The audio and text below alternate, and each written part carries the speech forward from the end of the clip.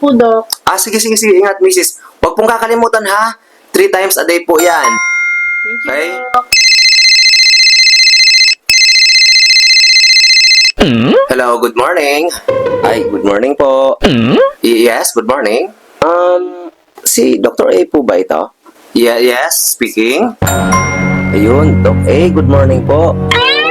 Doc A, kasi napansin ko yung mga chismoso at chismosa dito sa aming lugar ay nagsisipagliguan po sa ulan. Dahil agwa di Mayo daw po. Okay. Doc, itatanong ko lang po sana kung gagaling na po ba sila sa sakit nila? Hindi na po ba sila magchichismis? Oo naman. Basta wag na wag mong kakalimutan, ha?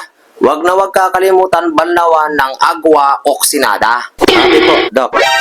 Anak ka ng